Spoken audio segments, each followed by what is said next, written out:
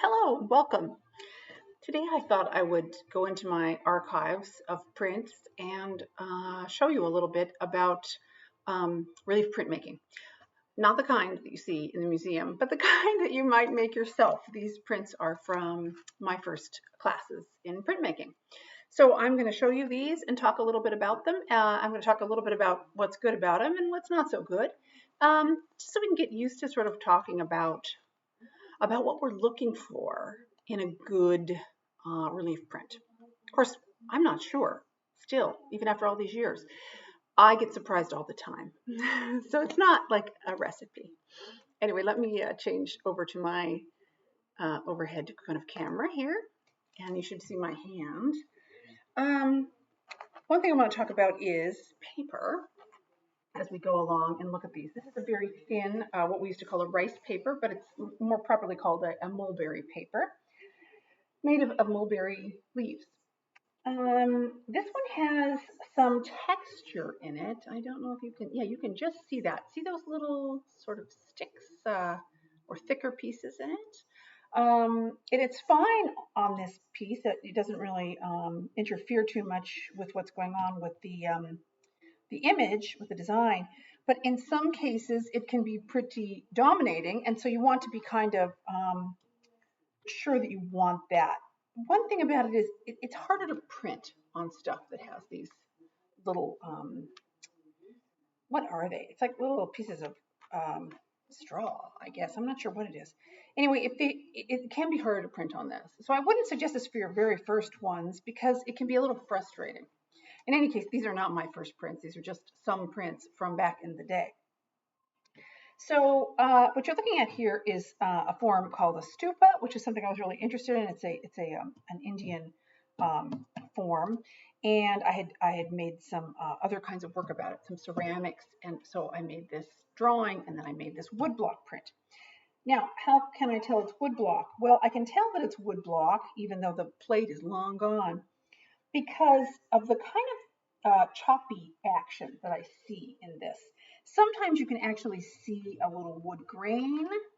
This is the back. You can see all those little things in the paper much more easily.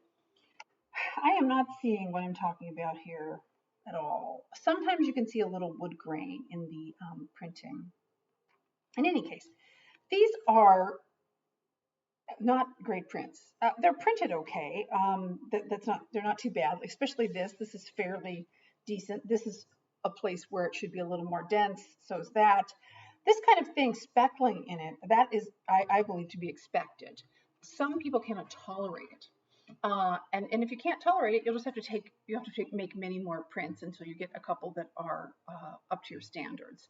It's the great thing about printmaking is that you can print at whatever level you're satisfied with. We don't have to all aim for kind of the level of the master printer, right?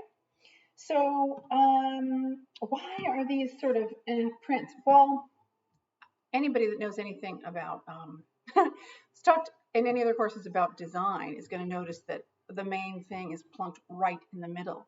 Especially in this one, it has very little relationship to these existing format edges, right? It's just sort of plunked down there. That said, also it's a little, I think this is probably too busy and it's probably competing with this shape in some ways. To be totally honest, the part I think is the most interesting now is like that part, right? But it's appropriate for me to look at my old work and not be excited about it because you learn something from every piece you make, whether you like it or don't like it. You might learn more from the ones you don't like. So let's put that aside for a minute. Let's look at this one. This is a considerable improvement. Why is it an improvement over this one? I'll give you guys a couple of seconds to answer at home. The reason that this one is better is because there is some connection to these first four lines.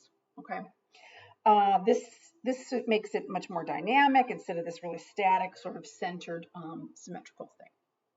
It's also got more kinds of interesting marks. Like some of them are big chunks out, some of them are little fine ones.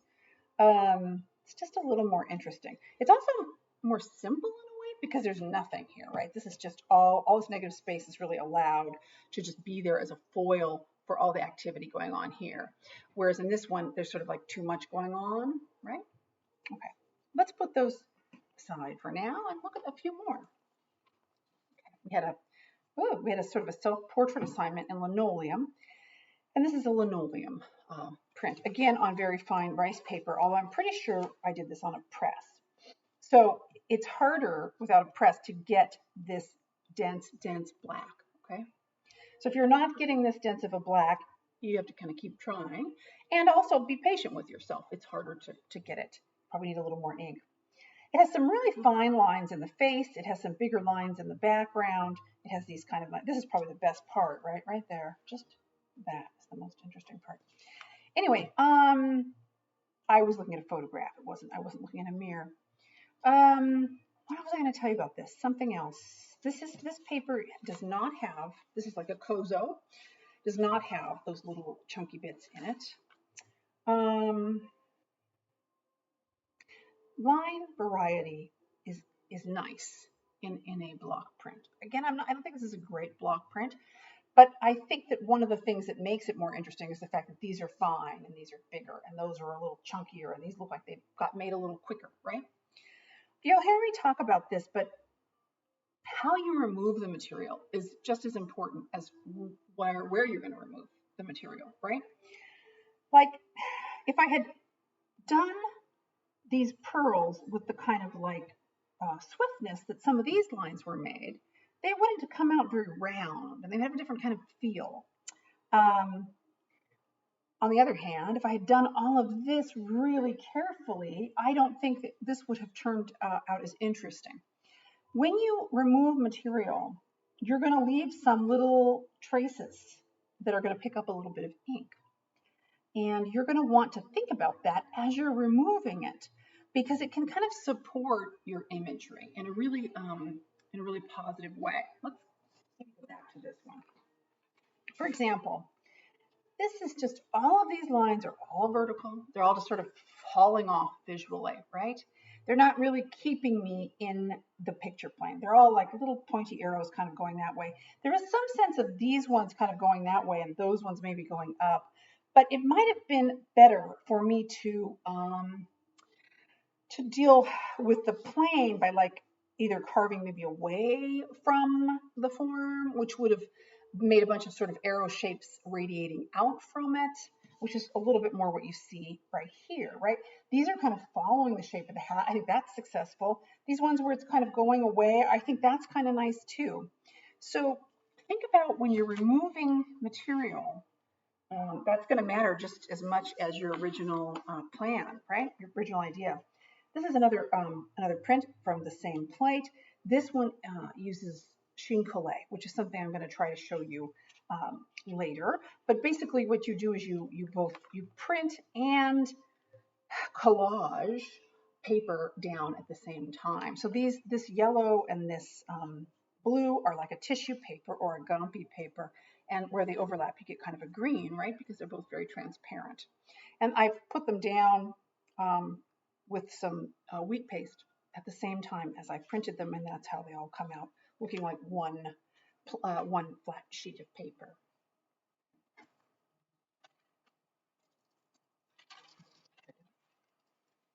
Here are some with a lot of colors that are sort of, this has been collaged back together.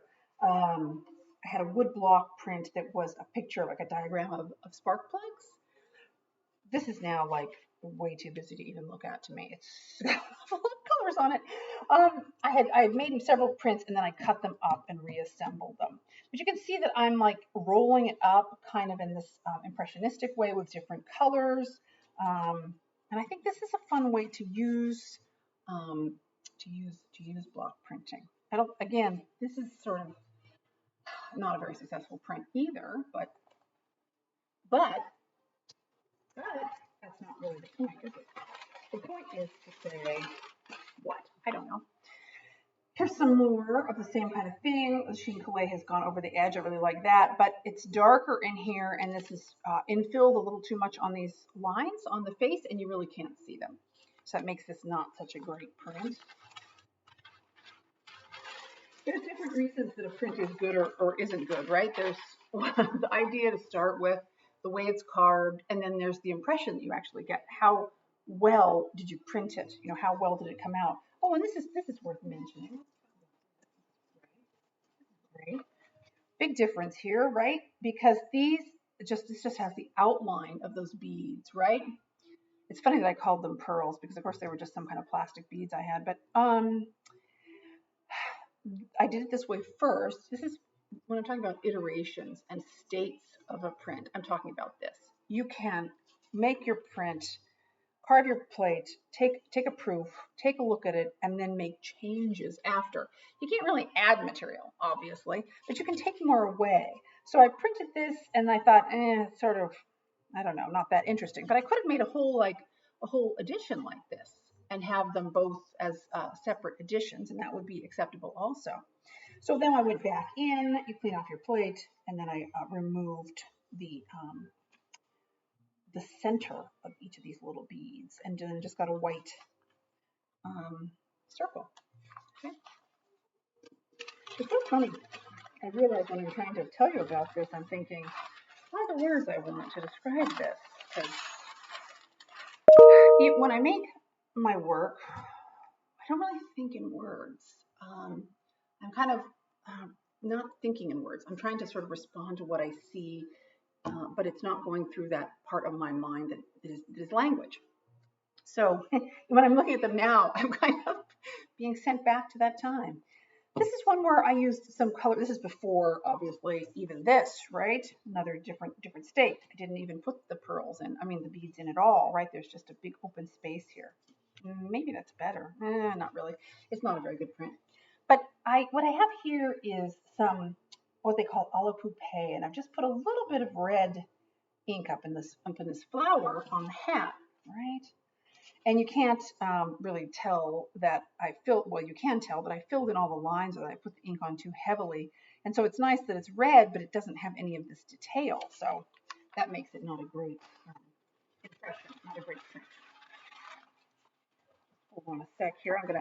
They're all kind of mixed in with some other prints that aren't relief, and I don't think you need to have to look at that. Okay, a couple more here. This would be good, would it not? Yes. Here's one in color of that same block. Here's another one. Actually.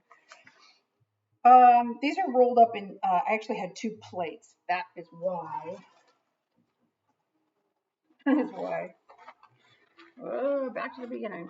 So because these two plates have different materials exposed, right, more of the paper here, less of it there, you can actually take each plate, ink it in a different color, print them again together, and get something kind of like this, right? Exactly like this, but these aren't great colors. This one is too dark, really. Actually, this is probably my favorite two colors, but you lose a lot of detail here, and it's hard to tell what's going on.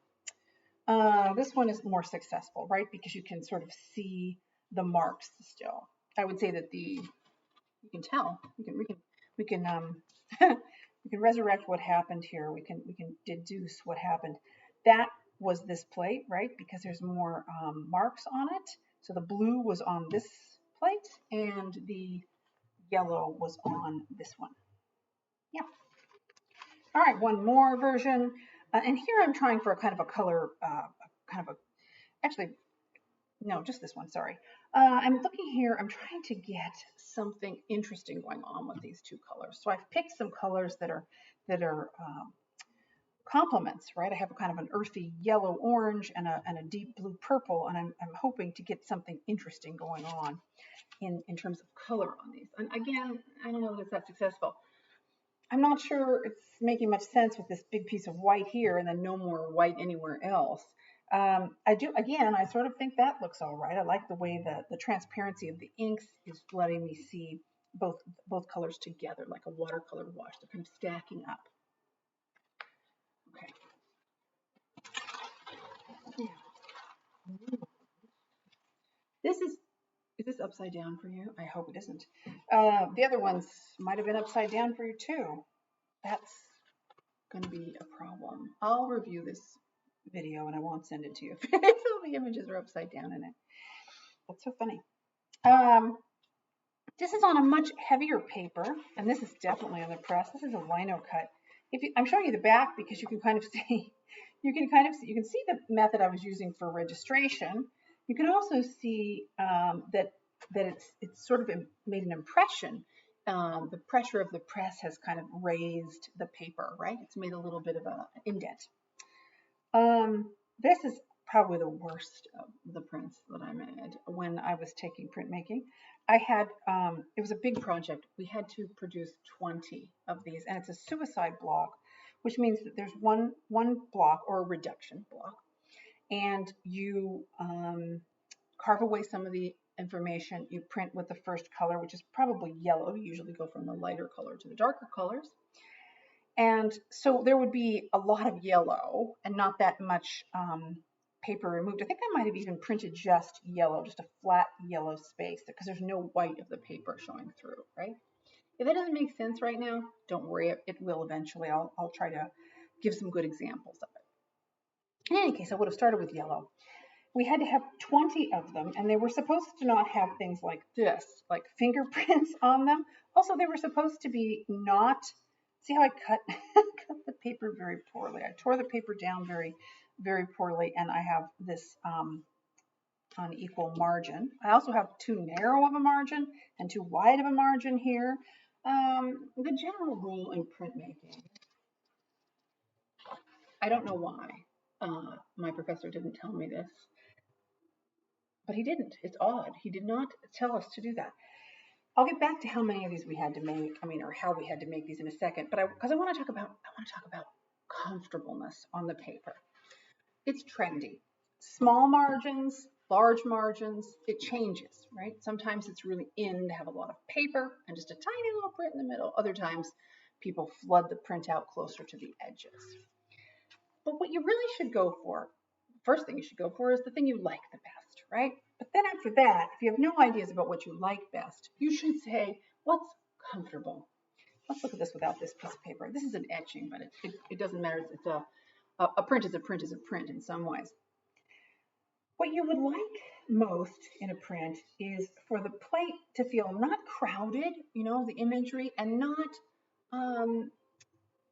lost either, not like way in the center of a bunch of paper. And there's another rule, which apparently I didn't print any of my early work according to. Here's one there where it's more it's more better. The one rule you want to probably follow is weighting it. And by weighting it, that means leave more space at the bottom of whatever your image is, because then you can sign it and it won't just take up the whole amount of the margin like I did. You can sign it and number it and title it. This is completely wrong. This should be the other way. This big piece should be down here, if that makes sense, this big piece of margin. Again, I'm not explaining that very well, but you can see how your print looks better when it's like this. When these three sides match in size, and usually 2 inches is sort of the minimum for it to look nice and comfortable. My master printmaker friend Kim says, you want it to be comfortable like a bed. You want it to look comfortable in there. You don't want two people in a twin bed, right? You want it to be comfortable in there, okay? So this one looks really chintzy and narrow up at the top, especially now.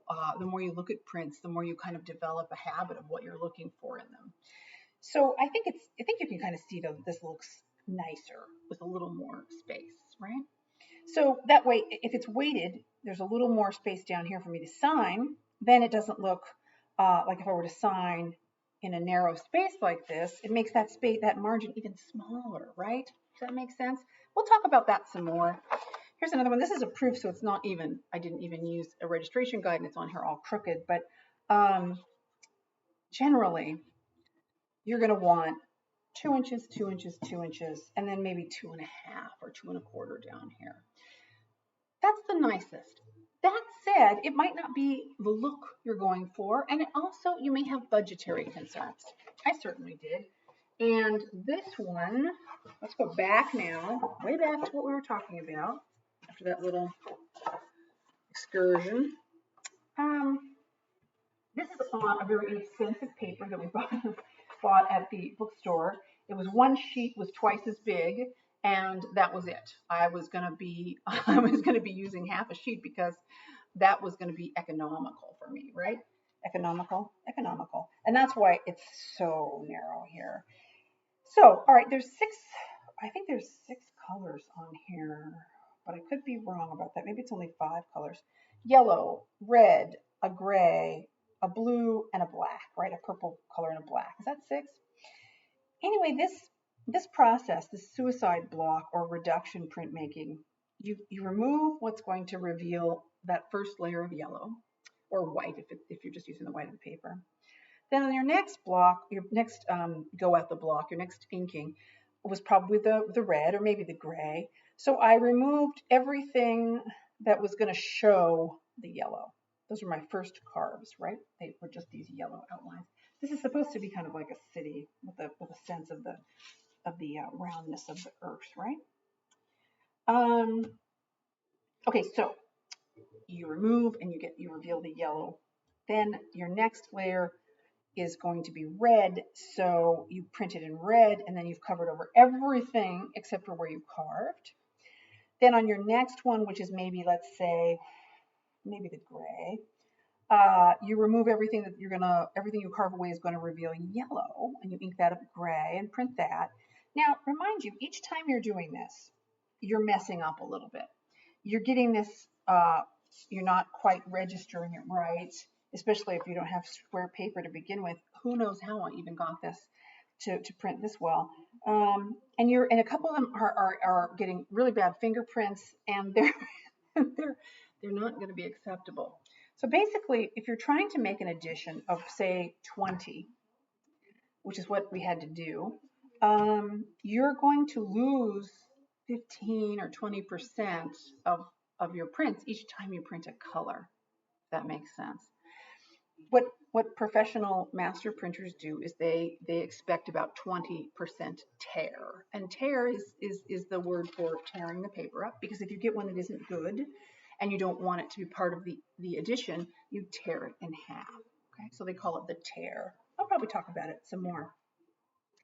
I don't know how many more than 20 I did. Probably not near enough. I might have done 30. Maybe I did 40. Either way, it was not near enough, which is why I had to turn in ones that look like this. This is 12 out of 17. I probably didn't even get the 20. So, all right. So you keep printing. The last one you would print, the last color you'd print is the black. And why is this not very interesting? Well, I think it's just got way too bright of colors. The colors for me are too saturated. They don't have any subtlety going on. It's also kind of, I don't know, it's let's think of something positive to say. It's active and kind of lively. That's good, right? And I definitely I love this actually right here where the yellow just lets a little of the red show through. Like, I love what can happen with reduction printmaking, but I don't love this this particular print. I remembered thinking when it was all done, as you go along, you'll find a couple of spaces where you think it looks great with just maybe the gray, the yellow, and the red, but you've made a commitment, and the assignment is to put all these colors on it. And I remember thinking, ooh, I wish I could stop now. But we're not going to have an assignment that has this kind of scale to it, so don't even worry about it. And by scale, I mean, and I'm not asking you to make any additions unless you want to.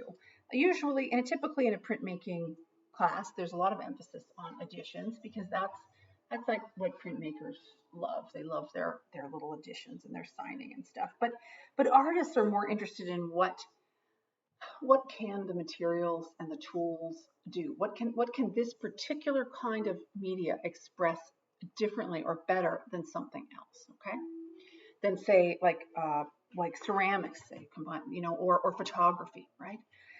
So we won't have anything that involved unless you want to do something that involved, in which case I am there for you at your disposal, ready to help. Okay, that should be enough about that for now. Let's go back to the other camera angle just for me to say goodbye, and we'll meet again soon. Bye.